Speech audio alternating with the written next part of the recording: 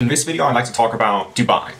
Basically, things you should know before moving to Dubai, the experience I've heard from many people and experience myself, and just overall, what is the situation in Dubai, especially in 2024, 2025? Like, how are things going in Dubai?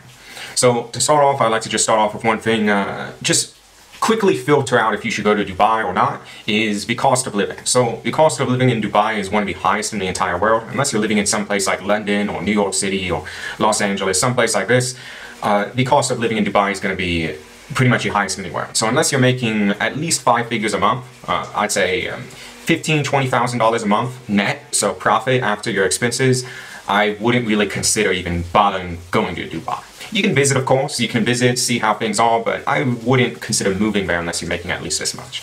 So, yeah, so, let's talk more about the living expenses. So, the living expenses in Dubai, if you want a nice apartment in a nice area, a nice building, you're going to be paying at least a few $1,000s a month. If you're going to be ordering food or going out to eat, you're going to be paying at least, I'd say, for a nice healthy meal, minimum $10, but really that's way too low. Honestly, you can't really find that anymore. You're going to be more looking at like $15 up to, if it's a sit-down restaurant, all the way up to like $30, $40 a meal. So, I don't know, if you're going to be living in Dubai, you're probably just those two things, plus some groceries, some luxuries, some business products like a computer, whatever it might be. You're going to be looking at least, I'd say, living comfortably in a productive environment. I mean, you can go live in like old city and live a miserable life for a couple $1,000s. But if you want to live a productive life, the Dubai life people talk about, you're going to be spending at least $8,000 a month, in my opinion. So, yeah, just keep that in mind. If you're not making at least $15,000, $20,000, I wouldn't really seriously consider moving to Dubai. Otherwise, it's just going to bankrupt you. You're not going to really be able to do what everyone else is doing, and things will just feel way too expensive. You'll feel squeezed. So just forget about Dubai if that's you. But to clarify, even if you're not eating out and stuff, like you can cook at home if you have a nice apartment, all of that. But Dubai is in the desert. You know that, right? So like they import all their fruits, vegetables, everything.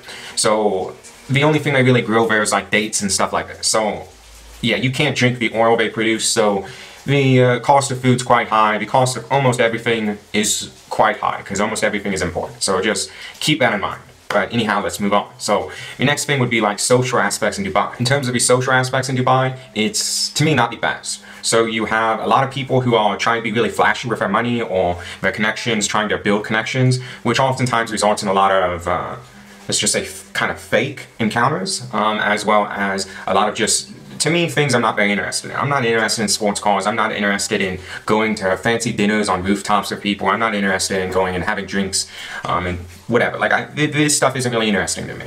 So a lot of these social things revolve around stuff like that. But of course, there are like a better crowd as well. It's more into health, fitness, and more so business. But the business people, the serious ones who are successful, usually seems like they more keep to themselves. They work hard. They do their own thing. There's a lot of grifters of the people who say they're into business and all this sort of stuff. There's a lot of grifters who aren't actually making money, just pretending, hoping to make something work when they're in Dubai because they've heard Dubai and heard all the connections they can make, and yeah, a lot of these people are getting on debt basically. But anyhow, the social situation in Dubai to me isn't the best because even the business people, a lot of the time if you become friends with them, it's really a relationship of convenience. So like they're lonely, they don't really have many other people who are into business, health, fitness, or their niche. So they're good to bounce ideas off with, and like as a non-business partner, one that doesn't have any influence over your business, but you can bounce ideas off with, kind of mentor each other. It's good for this, but otherwise, the social aspects to me, it's going to be, I don't know, most people don't seem to walk away having real long-term friends, just acquaintances, and a lot of the atmosphere in Dubai is kind of fraudulent, to say the least. So that's at least been my experience, as well as the experience of many other people I've known who have actually moved to Dubai and stayed much longer than me.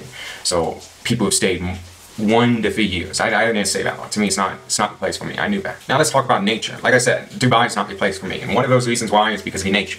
Dubai doesn't have nature. Let's just say, forget about it. They don't have nature at all. Like, sure, they have a sea there. It's not so nice.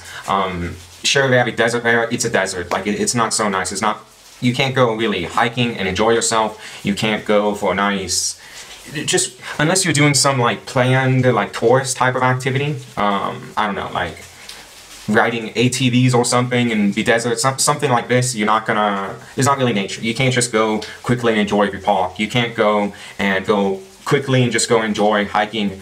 It's either far away from Dubai or you basically have to get on a plane and fly. So like, it's not so bad in that sense. Like, you can just fly to a country that has nature. So Dubai has direct flights, I believe, to Nepal, Kathmandu. So you can fly over there, go hike in the Himalayas, and then fly back. It's a multi-hour flight. It's free, of course, and there's danger in terms of flying. So I don't know. I prefer nature at my doorstep. Dubai doesn't have that. So just keep that in mind. If you're moving to Dubai, you're going to really be inside all the time. Even just walking outside on the streets is quite miserable because of how hot it is during most of the year. In winter, it's okay. Still hot, but okay. But the pollution's very bad in winter. But I'll talk about the pollution later. But basically, there's no nature. There's not very few parks. Like, if you're staying in a fancy area, there might be like some trees, a little harbor for all the like boats and all these sort of things. But there's not real nature, not wild nature, not tamed in nature, not a nice park, nothing like that. So just forget about it if you are moving to Dubai. But I said I'd talk about pollution, so let's talk about it real quick. Dubai is one of the worst places for pollution in the world, and not because it's the highest level in the world. It's because it's there all year round. So like, Thailand has bad pollution, but it's like 2-3 months a year. 4 months tops. Dubai has pollution all year round. They might have 1 month that's kind of okay, but almost every month of the year it's like primarily orange-red pollution levels, if on like the AQI like indexes, which would be like unhealthy, very unhealthy. So you're gonna feel the impacts of the pollution if you go outside. So obviously like I said, you're gonna be inside most of the time, so you can mitigate these effects. If you have like most of the people there who stay there for tax reasons and make 5 figures and all of this, they will have air filters in the house, have a very nice condo, and they don't actually leave the condo all that much. They'll stay there most of the day. So if you want to go this route, the pollution might not affect you too much, but to me, it provides a miserable atmosphere. I'm really sensitive to pollution, and it makes me frustrated. So I don't really like being in a place with lots of pollution. So if you get air filters, it's fine. You can kind of mitigate it.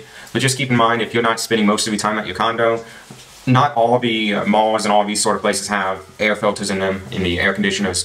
Obviously, the street doesn't. Obviously, most people's cars don't. So, like, you're going to be exposed to pollution regardless. So just keep that in mind. To me, I prefer and I work much, much better when I have clean air and a clean environment, as well as fresh, cool air, not hot air. So yeah, just consider it before moving. The next thing would be, since I just mentioned cool air, I prefer cool weather. Now, I used to prefer quite hot, humid weather like Thailand had to offer. However, I've started to change my opinion. I've noticed I work way, way better if I have a cool environment. If it's winter or fall, spring, this sort of environment. So, below, say, 25 degrees at most every day. If it stays below there, I'm good to go. I don't even really need air conditioning. I'm happy. I work good. Everything's great. Dubai, it's winter time, it can get not too bad in terms of weather, heat, all of this. But during the rest of the year, it's boiling hot. You're going to be cooked alive. It's going to be like 44 degrees outside. This isn't, once again, you're going to be inside most of the day, so it's not too big of an issue. But to me, I like going outside. I like seeing the sky. I like going for walks. I like getting some fresh air. Dubai doesn't have much fresh air because, like I talked about, the pollution, but still, I liked going outside for short periods of time. But the weather would end up you go outside in 40-degree weather, all your energy is going to be taken. 40 degrees Celsius for you Americans. That's like, I don't know, 110 degrees Fahrenheit, so it's hot.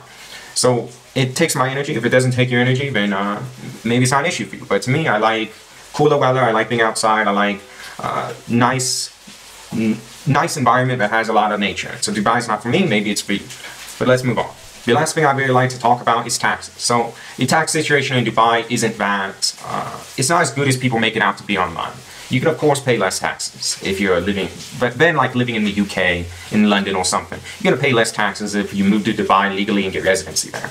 But the key thing is you have to move there legally, you gotta get residency there, you gotta set up one of these businesses like everyone talks about. People don't really talk about the fees of these businesses usually, but you're gonna be paying probably at least $10,000, $15,000 to set it up. If you're doing it kind of do-it-yourself. You can pay a bit less than that, but it's going to be around that range. If you go through someone's service, you might even be paying $20,000, $25,000, $30,000 to set it up. So yeah, there's quite a bit of paperwork involved with that, a lot of running around, a lot of dumb stuff. So just keep that in mind. And then even after that, it's not really tax-free anymore, especially for you. Your business might not pay as much taxes in the UK, but you're gonna have to set up a business, you're gonna have to manage your business, which means usually accountancy fees, all of this sort of stuff, it's gonna be at least couple thousand dollars a year in just maintenance fees at the bare minimum for your corporation, your company, whatever it might be. And then your personal tax situation, you're also probably gonna need an accountant for that now. Regardless, basically, you're not going to be paying 0% tax. You're going to be paying probably more around 10 to 15% net when you account for all the fees and the like opportunity costs there. I'd say the actual cost, unless you're making over 6 figures a month, is going to be probably around 10-15%. So just keep that in mind.